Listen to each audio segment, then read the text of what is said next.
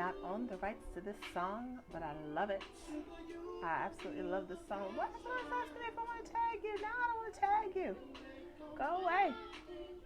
Hello, everyone. I don't know why my lives aren't showing me who's on my phone, but I will just head over to the Book of Face so that I can see all your comments. So, good evening. It is day 3 of 100 Days of Visibility. I am Davy Maisha, and tonight I think I'm going to talk about the dogma of sex. And I don't even know if that's the right title for this, because, well, I'll figure out the title later. How about that? So, if you're commenting here, I can't see it on my phone, so I'm going to look on my computer screen so I can see, because I don't know if for anybody else, if Facebook's been like messing up, but it has for me. All right, so the dogma of sex.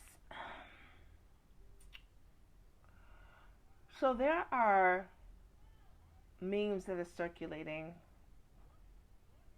that are constantly warning women, and I'm moving lettuce out of my mouth, so there are memes that are circulating that are constantly warning women about how many people they sleep with and about the energetic repercussions of sleeping with X amount of people, and that you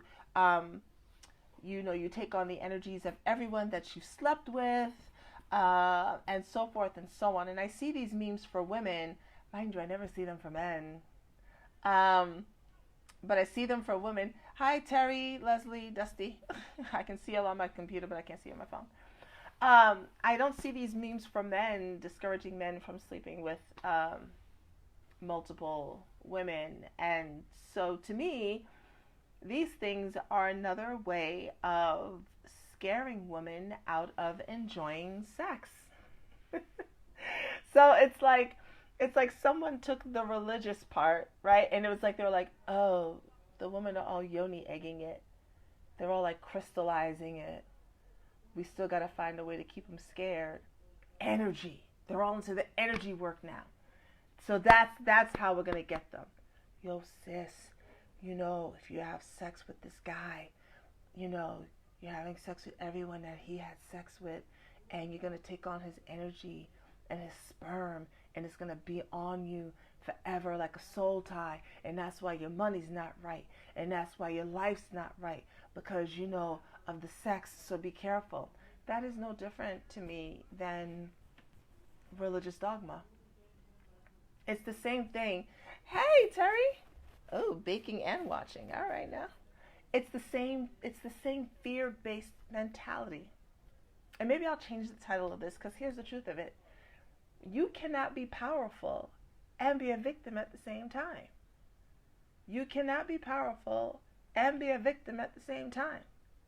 Now, I'm not saying that things don't happen to you, right? But if you're powerful, you're powerful. So, as women, we've taken to running around calling ourselves like goddess this and goddess that. In fact, Devi means goddess. It's a Sanskrit word for goddess, right? So we're goddesses, but we still don't have any control over the energy that comes into our body or flows through our body. We're goddesses and we're manifestors, but we're still scared of sperm. We're goddesses and we're manifestors, but we're still overly concerned about sex, and now saying the sexual partners that we've had are the reason why our lives are not the way they're supposed to be. So here's the thing. If I'm a goddess, that implies that I am divinity in flesh. It implies that the force that created the universe, a piece of that force lives within me. It implies that I have power. It implies that I have sovereignty. I have authority over my life and my energy. So if I'm a goddess, there are a couple of things that happen. One, if I know I'm a goddess and I know that I'm powerful and I know that I am sovereign, then I am aware, my pussy's awake, and I don't engage with people whose energy doesn't match mine.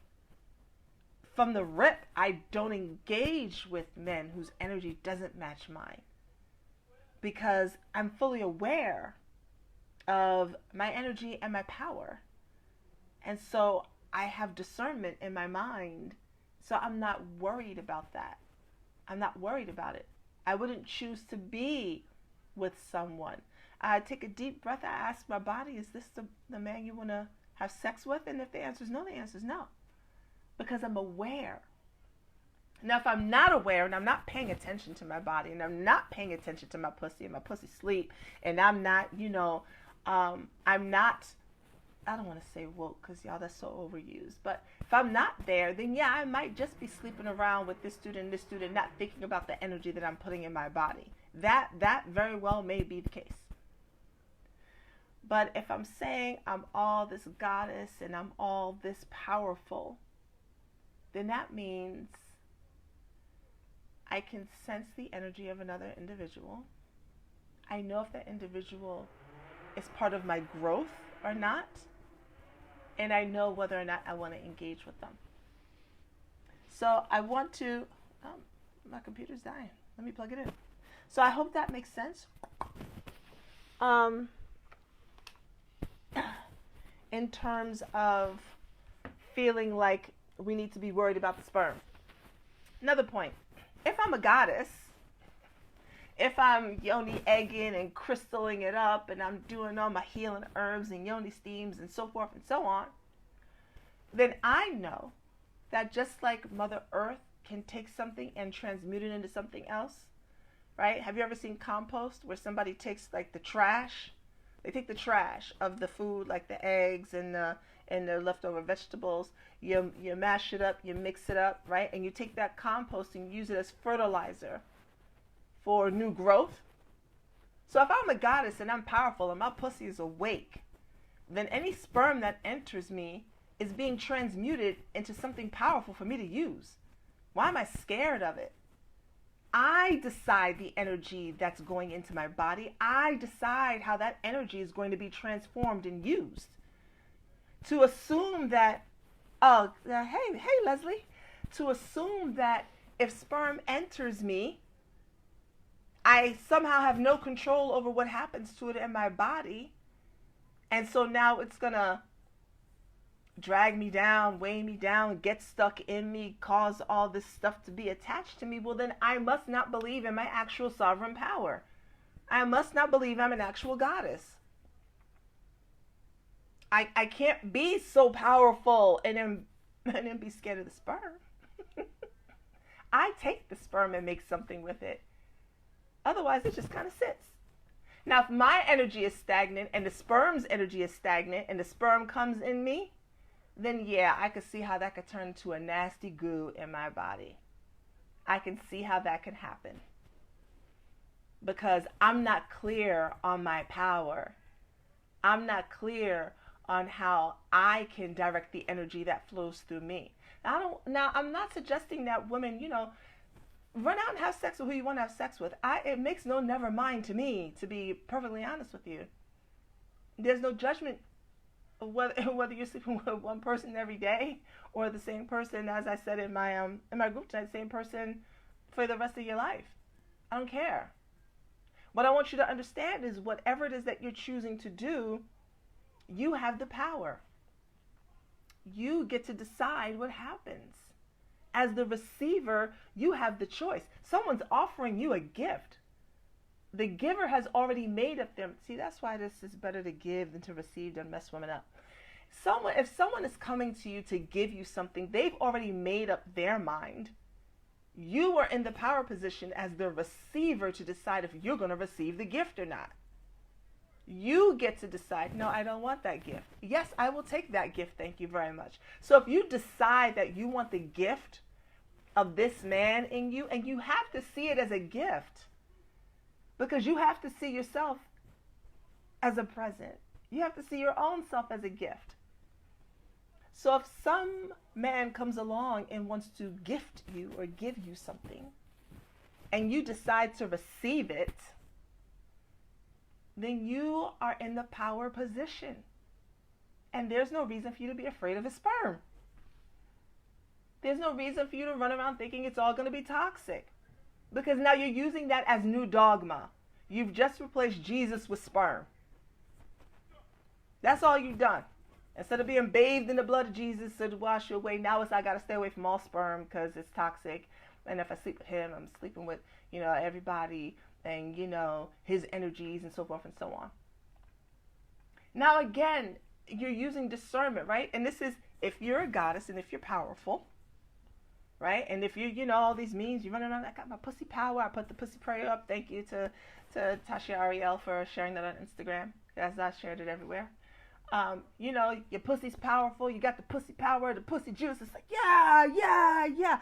Girl, you got to be careful of the sperm because it's toxic. And when you take it in your body, the DNA goes into your tissue and then it mixes with your cells and then you stuck with it. What? No, I'm not. No, I'm not. See, here's what happens. If it comes, and look, condom, no condom, I'm not debating that. This is not a safe sex talk. Decide what you're going to do with your body. But again, if you decide to receive the gift, right, because you're deciding to receive it, that's number one. If you're deciding to receive the gift, then you're also deciding how you're going to transmute that gift. What are you doing with it? See, the problem is when women think that sex is this thing that we're supposed to lay back and take. We're supposed to just lay back and take it. Then that takes all the power out of our hands. Like we're just going to lay on our back and just take the sex. And then, yeah, from that position, I can totally understand how there's some fear based. There, you've got no power, no say, no nothing in that. You didn't receive anything. You let something just penetrate you. But when you see yourself as the goddess and the powerful, pussy owner that you are, your yoni, you got your yoni egging, your crystal. You're doing all the healing, you got your yoni pearls. You've detoxed. Know that if you're really feeling like you have that power, whenever you choose to have sex with someone, that you're choosing them for a reason. And you have to trust that choice. But see, that makes it deliberate, right? And as women, we've often, we have this stigma about sex being deliberate on our part. Because the women who were deliberate about their sex were labeled like the whores, who were sure in what they wanted sexually. Little fast asses, and you want to be seen as the good girl. So you can't be deliberate in your choices. You got to be like, I'm going to slide hints that I want sex. I'm going to hope he catches the hint that I want the sex. That way the responsibility for it isn't on me. And I didn't actually, I chose it, but I didn't really choose it. And then you get worried about, the toxicity of the man.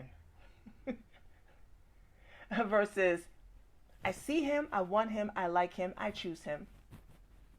I want the gift that he has to offer me. The gift of pleasure, the gift of orgasms, the gift of connection. I decide that I want that. I would like that energy to be a part of my existence. I think it has something for me. Why would you be worried about it at that point? Look at all the choosing that you've done.